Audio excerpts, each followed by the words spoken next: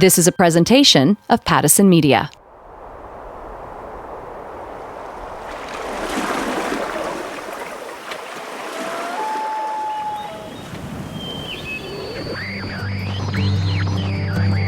Amplify Canada is an initiative created by Pattison Media, designed to celebrate and elevate small businesses, the backbone of our economy.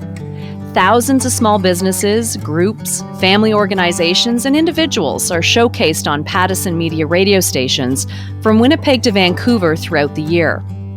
Every month, we go deeper and share the incredible journey of a few that have made an impact on their community.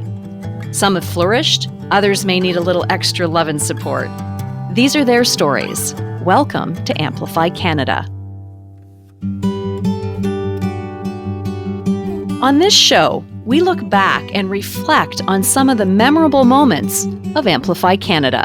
Amplify Port Alberta. Amplify Nanaimo. Amplify Vancouver. Amplify Calgary. Amplify Edmonton. Amplify the Battleford. Amplify. We've talked about the power of generosity. I think it's one of those things where if you have the ability to help someone or do something, go do it. Discovered ingenuity through Indigenous businesses. We hit 500,000 for an independent brand. That's a lot of hoodies. We've been moved by perseverance and hope. My plan was to become an airline pilot. And then I get into the airplane 2 weeks in and I realize that I'm deathly afraid of heights. Inspired by businesses who flourished despite a pandemic. Truth be told, the pandemic has been amazing for our retail store. It really increased our sales because everybody needed to get outside. Given insightful perspective on how big business supported small business. More than ever, they need your support. The vast majority of the people in our country and in our provinces are employed by small businesses, not by big businesses. Small business really is the backbone of our country. Amazed by women who rock the small business sector. A cleaning company was never something that either of us dreamt about, but definitely become more than what people think about when you think about a cleaning company. We heard from family businesses. We reached out to a friend that I knew had some pickle costumes. It was just something random, and I was like, hey, do you still have that pickle? We talked, we listened. We were inspired and moved by the resiliency of Canadian small businesses. Hi there, I'm Linda Freeman, your host for Amplify Canada. Wow, it's been quite a year. Open, close, open, close. The pandemic pushed back even harder, closing businesses over and over. But those businesses, they persevered, gave back, and found new ways of doing business.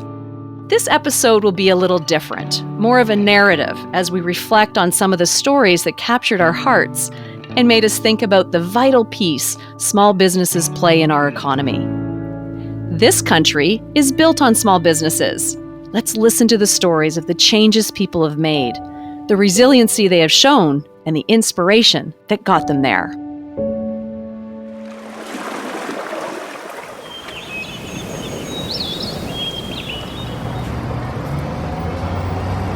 The first road trip takes us back to Prince Rupert, where Craig Stevens was born.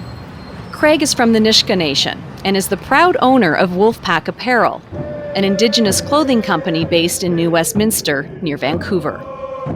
Craig's story is one of reinvention, perseverance, and hope, but most of all, Indigenous ingenuity. When you hear Craig speak, it's from the heart. He's genuine, humble, and kind. Craig went to school to be an accountant. He was always good with numbers and thought an accounting job would give him stability. But something just didn't feel right.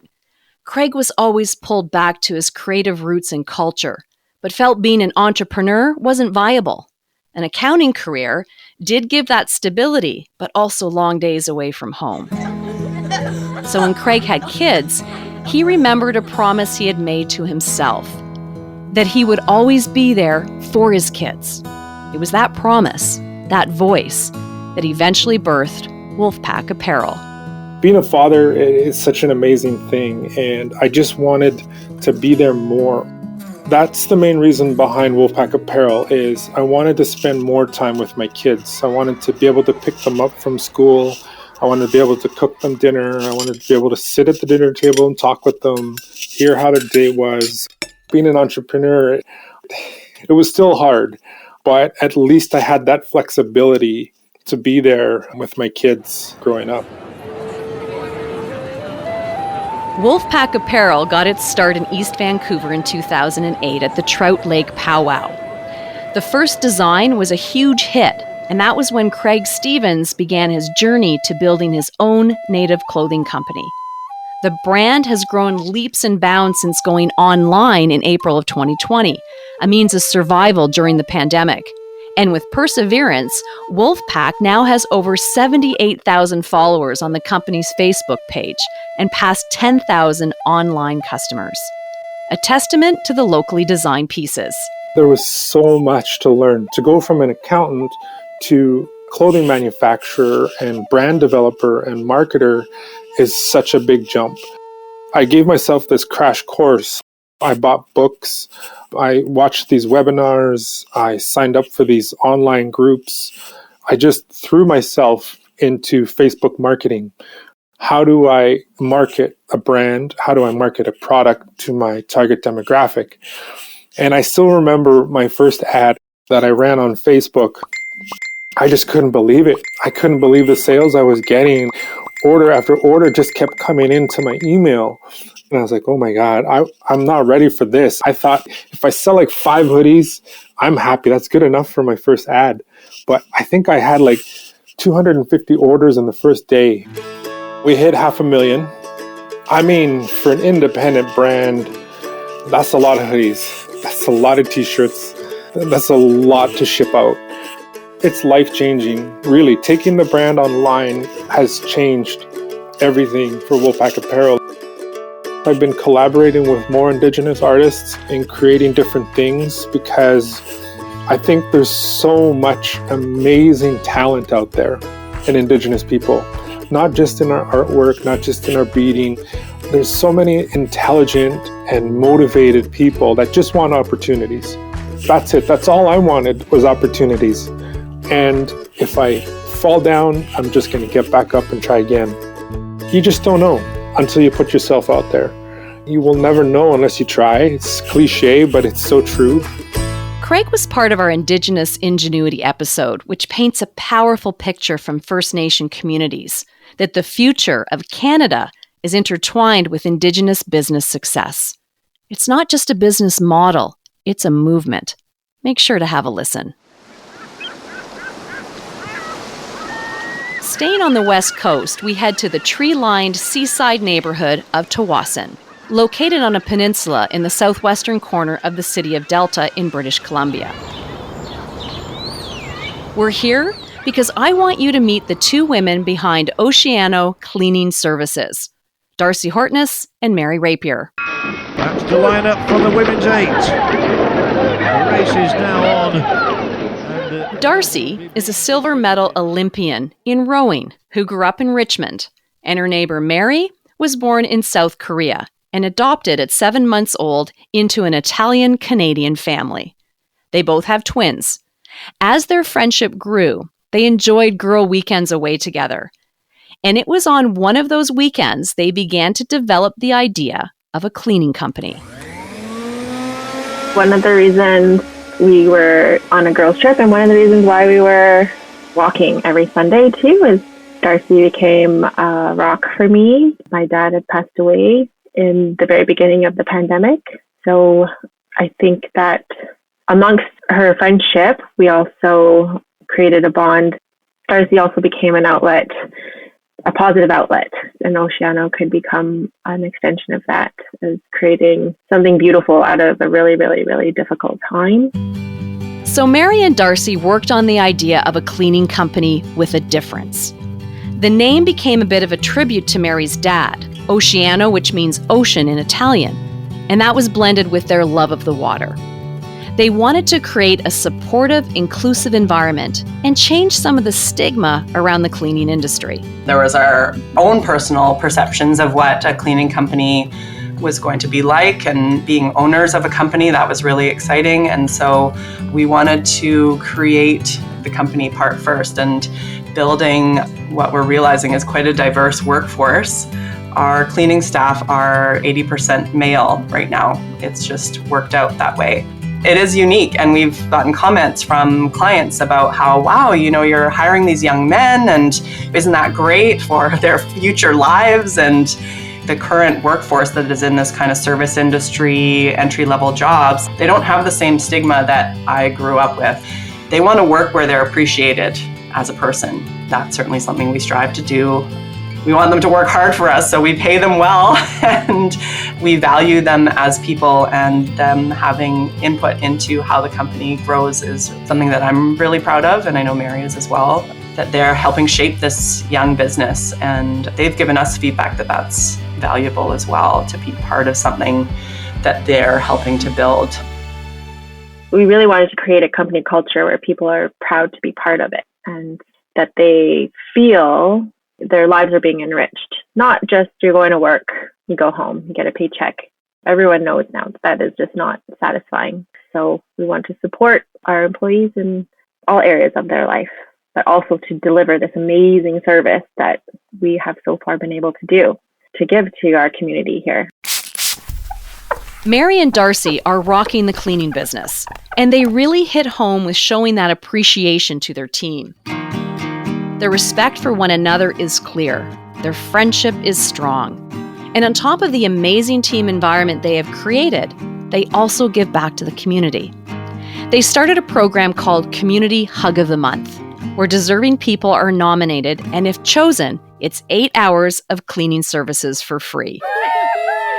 It was definitely a joint effort, and the community hug is that. It's our way of giving back to the community and wrapping our arms around a family in need. And I think the neatest part about the community hug initiative is that it's somebody else doing the nominating, and then the nominees get put in a draw, and sometimes we have to do more than one nominee if the story speaks to us. The hug is what lights us up for sure. We're feeling like the regular things are getting us down, and then the hug comes around and we're like, yes, this is why we're here. This makes it worth it. Mary and Darcy, two strong, creative, smart women who rock. And there is no doubt they could also have been part of our episode on pandemic generosity, which is our next story. Growing anxiety this morning about the COVID-19 trend in Canada. People are out of work because of this crisis. A stay-at-home order leaving only for essential trips with new restrictions on retail. Tonight, they close as a new emergency stay-at-home order takes effect. As the country continued to be squeezed by the pandemic, businesses and people were still giving back. One story to note sits with the backdrop of Nanaimo, British Columbia, and is home to a barbershop with a history. The original shop opened in 1895, and although the location may have changed a few times, and the street is now paved, the history, the fact people have come to the same area for haircuts for almost 150 years, fascinates That's 50's barbershop owner, Dave Lawrence. Dave has been cutting hair for over 20 years, and it was on that street that the seed was planted for Dave to one day become a barber. It's bizarre to me to think about how when I was a teenager going to get haircuts there and having the barber, his name was Bob Barton, he would try to get me to be a barber. And I finally asked him when I was probably about 17 years old, I said, why is it that barbers keep asking me to be a barber? And he said, well, you always change your styles and what you want, the way you describe your haircuts. That's something I think you'd be good at. And it's a good job to have. You get to talk to lots of people. But at 17, I didn't know what I wanted to do. So it just kind of sat in the back of my head. So I think it is interesting that I did actually go that route. Dave's love for his craft and his community eventually led him down a path of giving back. He started a program called Fresh Start. A few years ago, I had a friend of mine was volunteering at the 710 Club. 710 Club is a place where you can go, you get a free breakfast, they give you a paper bag lunch. So this friend of mine was telling me how it wasn't just homeless people. And he said there's families, there's kids. He goes, you'd be shocked at the amount of kids that come there. This was eye-opening to me. So many kids and families that kind of fell below the poverty line. So at the same time, this story was going kind of viral where this barber in the States was, to promote literacy, giving away free haircuts if you read them a story. These two friends of mine, they really started saying, well, you got to do it, Dave. It's such a good idea. Sure, I'll do the free haircuts for kids if they read to me, but why don't we help all these people in the community falling in the cracks? So you guys help me collect school supplies, backpacks, clothes, and books. And then that way we can really help them out, because I have 3 kids. I know that back to school is very expensive to get clothes and books and all the supplies and everything. It's a lot of money. It really adds up. So this would help out a lot. So they said, sure, let's do it. During the pandemic, barber shops were shut down more than they were open, and many barely surviving. Has Hair here in Yorkville has been closed since March, like every other hair salon and barbershop in the province. When the pandemic hit, it was a weird one where my business was shut down and I was told that I wasn't able to work, which is frightening for myself. If I'm not making money, I don't have any money. How am I going to pay my bills? How am I going to put food on the table? And I mean, I had a lot of people help me. You know, they would buy gift certificates, or a bakery would bring food every once in a while, which really helped out, which was awesome, getting help for someone that helps the community, which was just great. I think it's one of those things where if you have the ability to help someone or do something, go do it. I think I'm very lucky that my kids have helped out with Fresh Start almost every year that we've done it, and their eyes have been open to this. Volunteering at a soup kitchen or doing anything, just doing things to help people. It gives you such an awesome feeling, and I think just kind of open your eyes that there are lots of people in our community that struggle, and do something to try to help them. It doesn't cost anything for the most part, and you'll feel good. So go do it. Go help. Amazing work Dave has been doing. Poverty is a big issue in this country. And even though Dave was hit hard by the pandemic, he never stopped helping others. I hope there's more people like Dave in every community. We can't reflect on the last few years without thinking about perseverance and hope. Wow, did small businesses have to persevere and hope for the best? It was like one big roller coaster ride, with all the shaking, loops, flips, and drops, especially in the restaurant business. So let's head to one of the top 10 cities in Canada, Winnipeg, Manitoba, to True North Square, a unique space that encompasses working, living, socializing, and gathering, and is the vision of grocer and multi-restaurant owner Bobby Matola. Let's start with Bobby's story and his first love of being a pilot. I had this vision of myself walking with the hat and the jacket with the epaulettes, and I'm walking through some, beautiful airport in Germany or Hong Kong, and I took out a bunch of student loan cash that my dad gracefully and kindly co-signed for me. And then I get into the airplane 2 weeks in, and I realize that I'm deathly afraid of heights. Bobby's first career aspiration was cut short, which left him with the grueling task of figuring out what's next. And well, that's where his story truly begins. One day I was walking down Corden Avenue in Winnipeg, which is Little Italy, and there was a bar for sale, and it was called Dirty Laundry. So I bought Dirty Laundry with my student loan money. That was the beginning to what is now quite a food empire in Winnipeg. But I'll let Bobby give you the history. A little backstory maybe is probably important. So we opened up our first restaurant about 13 years ago. It's called Pizzeria Gusto.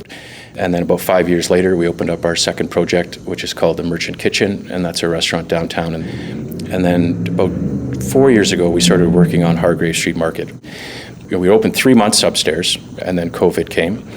And then we thought that because we were shut down in the restaurants, that maybe we should accelerate the grocery model, because it allowed us to be able to do delivered food, cold meals, hot prepared meals, those types of things in different packages and whatnot, and deliver it to our consumer. The Hargrave Street Market is creative and edgy. It has various eateries that are brought together with top chefs, innovative menus, and fresh ingredients that are all under one roof. Even during the pandemic, Bobby showed more determination and perseverance and opened Matola Grocery on the ground floor of this huge space, now over 25,000 square feet. We got a floral department right at the front of the door. We got a Piaggio Ape, which is one of my favorite automobiles of all time, those Italian delivery carts, painted bright orange. We've got an old train station sign that you would, evoke some sort of emotional attachment when you're sitting on a platform in Rome. It's got the tick, tick, tick, tick, tick, tick, tick, tick. So we have those that are announcing all of our features, our specials, some insight into our restaurants. We have a 24-hour kitchen, so our baking team comes in at 3 o'clock in the morning and does all the fresh bread, fresh pastas. We also use a lot of that and populate our restaurants with that as well. So there is that vertical integration, which has been very helpful, especially through the pandemic, to be able to rely on basically 4 addresses as opposed to just one to continue to serve our community. It was Bobby's upbringing and family influence that inspires the way he runs his business.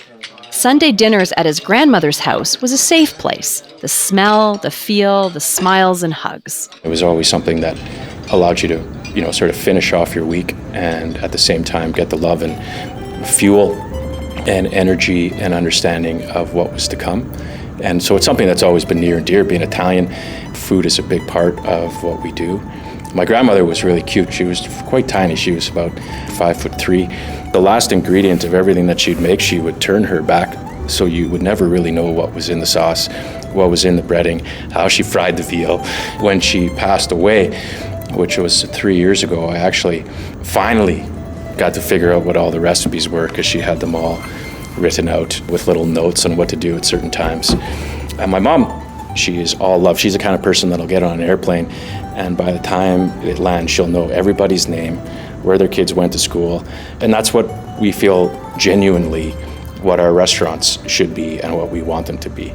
We want them to be a place where people can come in and have confidence in the quality of service and the openness and being accepted for who they are and what they are and why they're there.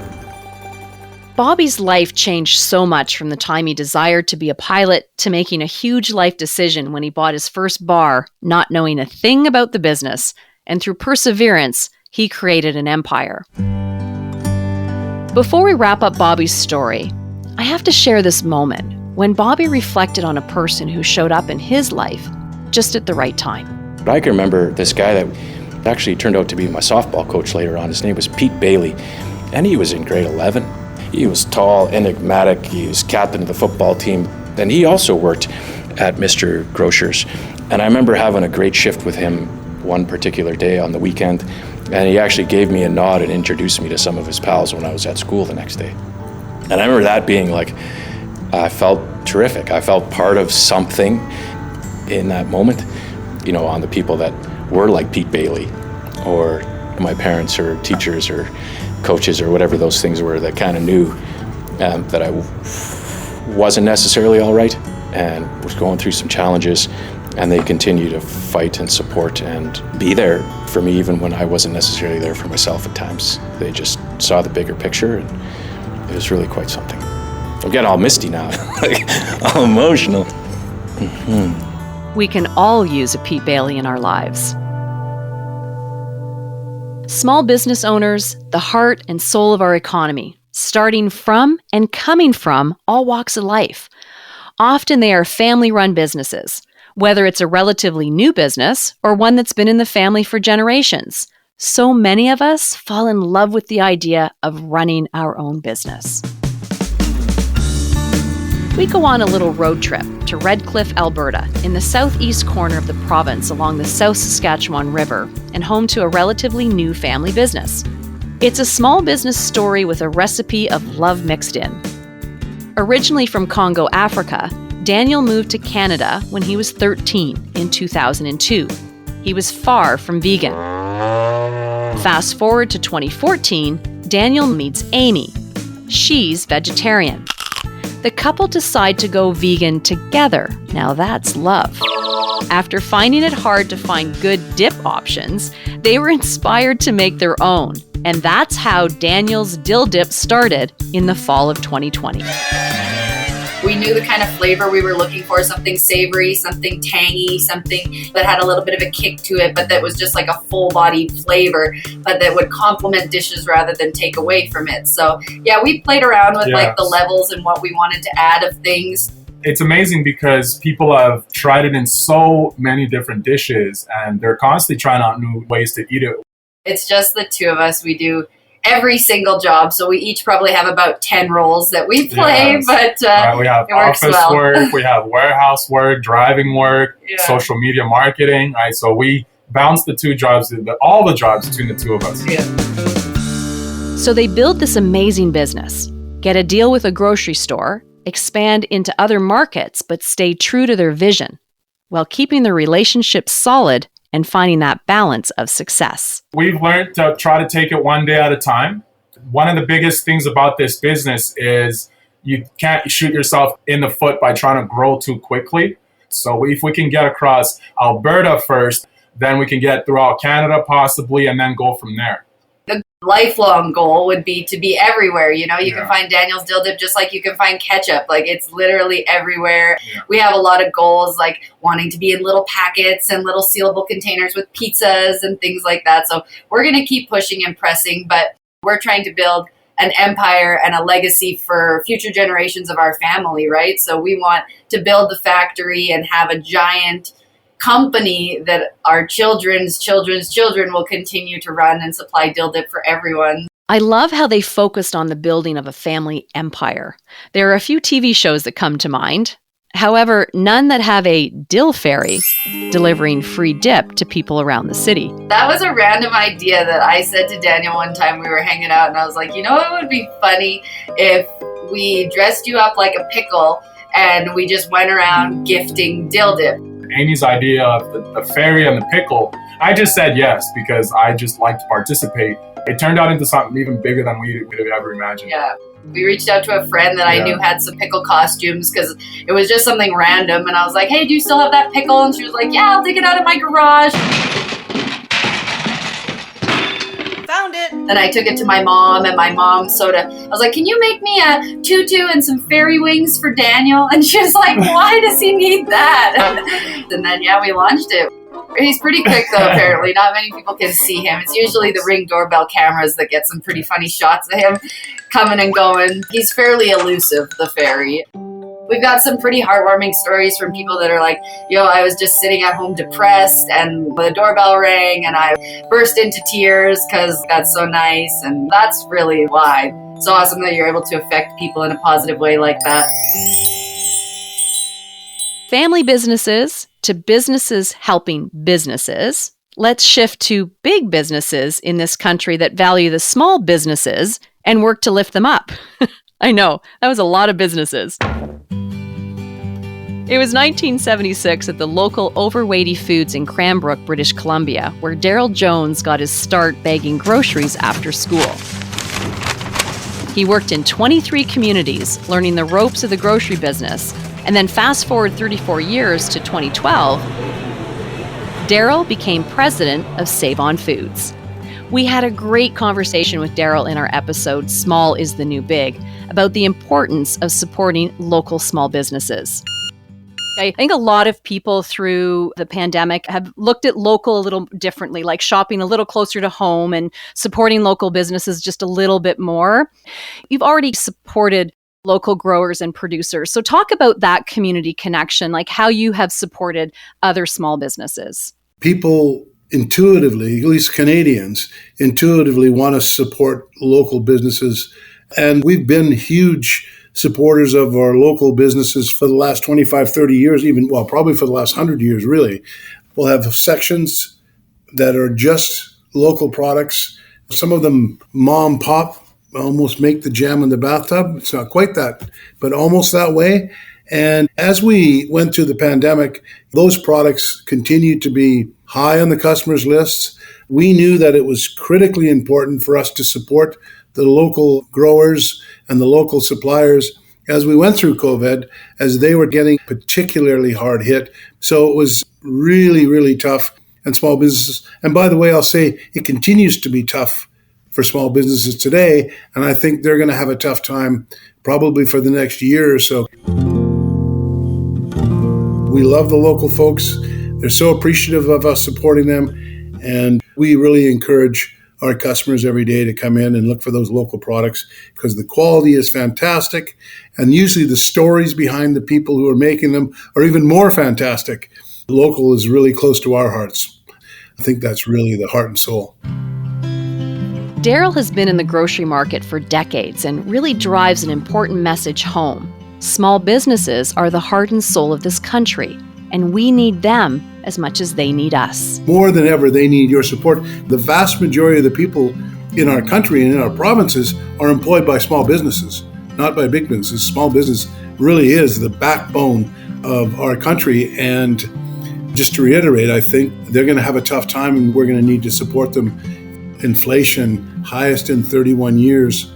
All those things are going to continue to put pressure on small businesses even more than on the larger organizations.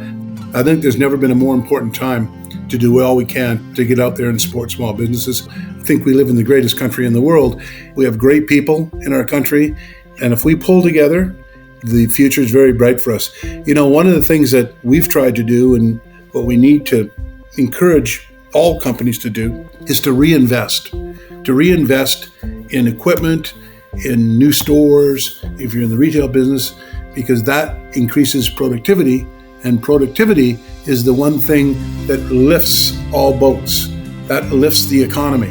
So I think there's a huge opportunity for us to learn from what happened and for us to come out of this stronger and more focused as a country than ever before. I really believe that we have a huge opportunity to do that. So I'm very optimistic about the future. Some great perspective on business helping business and the important part the consumer plays. To wrap up our incredible small business stories, I thought it would be great to highlight a business that truly flourished during the pandemic. Tourism has been really hardly hit. It was one of the first sectors to shut down, and it will probably be among the last sectors to open up. The tourism industry was hard hit. Hotels, restaurants, airlines, but some saw more success. Let's head to beautiful Deep Cove, Vancouver, a spot locals know for Honey's Donuts and the quaint and quietness of the surroundings. It is also where we find kayaking at its finest, Deep Cove Kayaking, owned by second-generationer Ariane Baxter. My mom is the founder of it, Ingrid Baxter. She lived in Deep Cove and she was looking to buy a canoe in the local newspaper and instead found a boat rental business down the street and bought that instead. My stepfather was away and she called him and said, you know how I wanted a canoe? Well, I bought a boat rental business instead. So it's got a really great story as how it organically started that way. And 41 years later, Erin runs the business with a partner. And the pandemic was actually good for business. Knock on wood, we've been luckier than many because we're an outdoor business. So under Deep Cove Kayaks umbrella, we have Kate's Park Paddling Center, which we work in partnership with the Tsleil-Waututh Nation, and it operates out of Kate's Park. And we also have a retail store called Coast Outdoors, which originally had only paddling gear, but now it has cross-country ski gear as well and snowshoes and things like that. Our retail store was able to keep operating. And truth be told, the pandemic has been amazing for our retail store. It really increased our sales because everybody just wanted to get outside. With the retail store, we've had the same sort of supply chain problems and things like that. But it's been really, really great for the retail store because we just had all sorts of things that people could get on the water on or get up the mountain on. And, we think we gained a lot of local people getting out on the water. So we'll see what happens as people get to travel. There ain't no way I'm gonna let you go, baby. There ain't no way I'm gonna let this slip away. Each episode, we talk to local musicians and get to listen to one of their singles. I've loved learning about and listening to the incredible perseverance, creativity, and passion that drives Canadian musicians. So picking one was really hard. Another reason to make sure you go back and listen to all the Amplify Canada series. But a story that did really stand out was 2020 Juno Award winner Kaylee Cardinal. She's followed a musical path like many others, singing in church, performing in cover bands, writing original material. She has 2 full-length albums and a future release in the planning stages. She's ready to expand her well-awarded portfolio. Now, she's persevered and is a woman who rocks. From the small town of Beaver Lodge, Alberta, to the international stage, here is a piece of Kaylee's story. I started singing when I was very, very young, actually. My first experience singing on stage, I was 4 years old. I sang at church. That was my first solo performance. My mother drew pictures because I couldn't read yet as like the cues so that I would know the lyrics for the song. I just loved the ability to communicate with people and make them feel things. And it was just something that felt so natural to me, especially coming from church, having a way to emotionally express myself and a way to connect with people. And so I continued to do it throughout my childhood. I kept singing. I started playing piano when I was 11. And when I was 19, I started playing in bars and cafes with a friend of mine. We started a duo. And then within 6 months of playing, we formed a band. My plan was I was going to play music. That was absolutely going to be it. And then when I had my son, I had to take a break for a few years. But by the time he was 3, I was already performing again and doing it sort of on the side because I still had to work full time. And it wasn't until 2015 that I started playing music full time again. And that was the way that I started earning my money, and I was writing my own music. And from there, it just kind of escalated into a growing business. Kaylee's mom is incredibly supportive of her musical journey. It was that connection, that foundation, that one person truly believed in her that gave her the strength she needed to persevere. The fact that she believed in me, I think it really made me feel like confident in the idea that this is something that I needed to do. And to choose a life playing music, writing music, that's not an easy life. That's not something that's going to make you a lot of money, potentially ever. But her support and her telling me that she believed in me, I think, is probably why I always felt that me playing music and singing and even winning a Juno, it always felt like it was inevitable. It always felt like it was something that I was going to do, and I knew I was going to do it.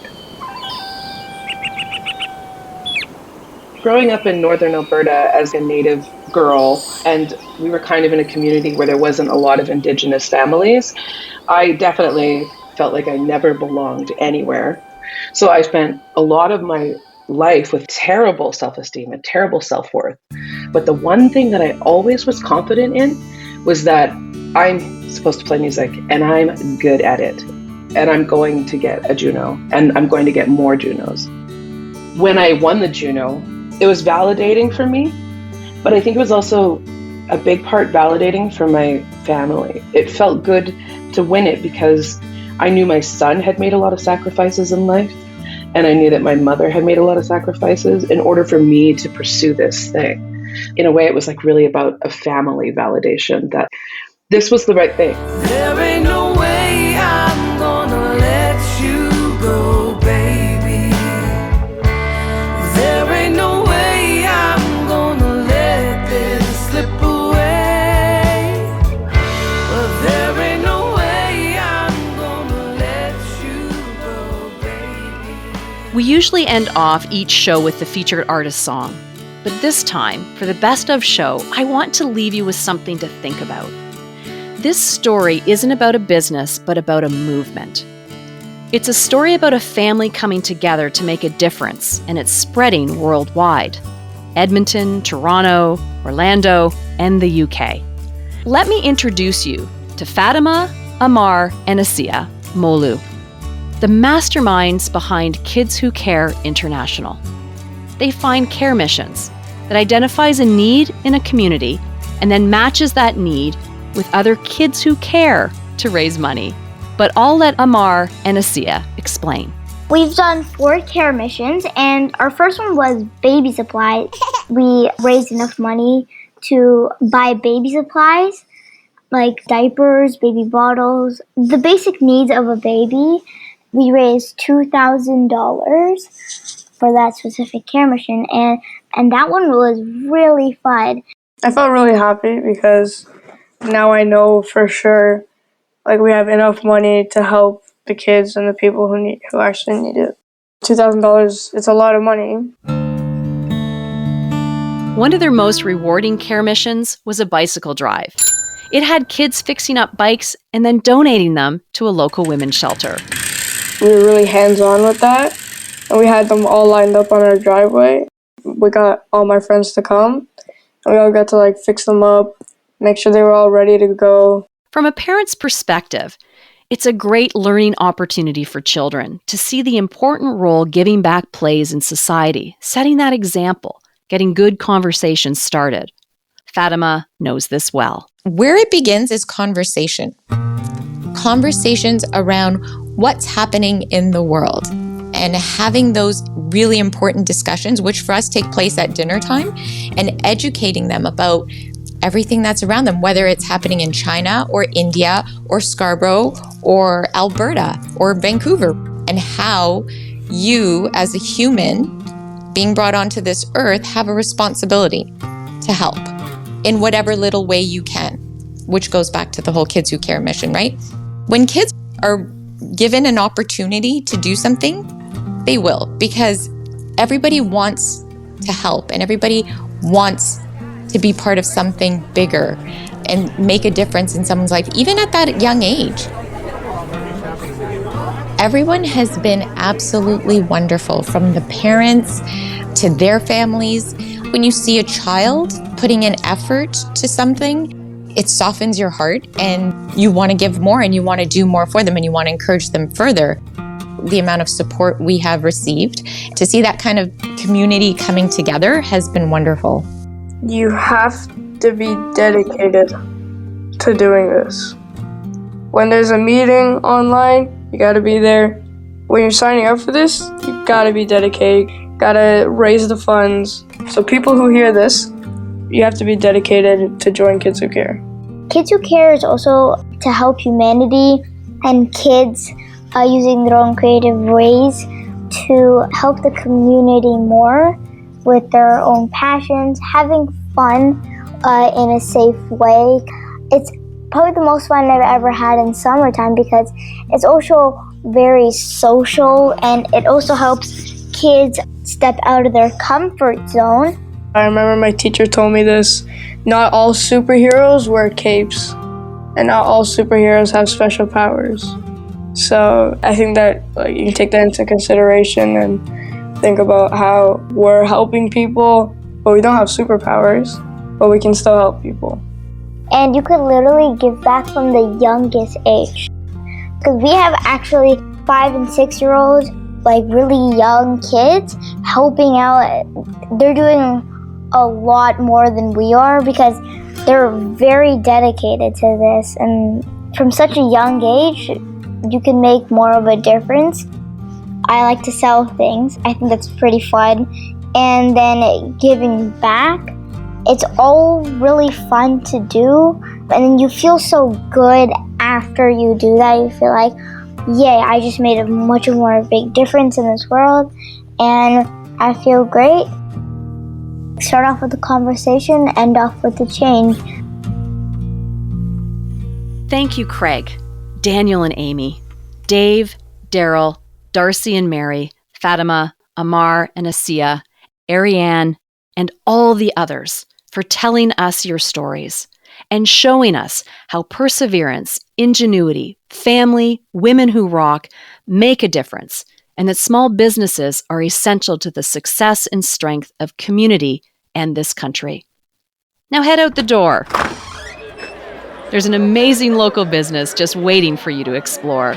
And once again, thank you to all the people in our communities who nominated all these incredible businesses for Amplify Canada. You've been listening to Amplify Canada, an initiative created by Pattison Media, designed to celebrate and elevate small businesses, the backbone of our communities. For more information on this program, go to pattisonmedia.com.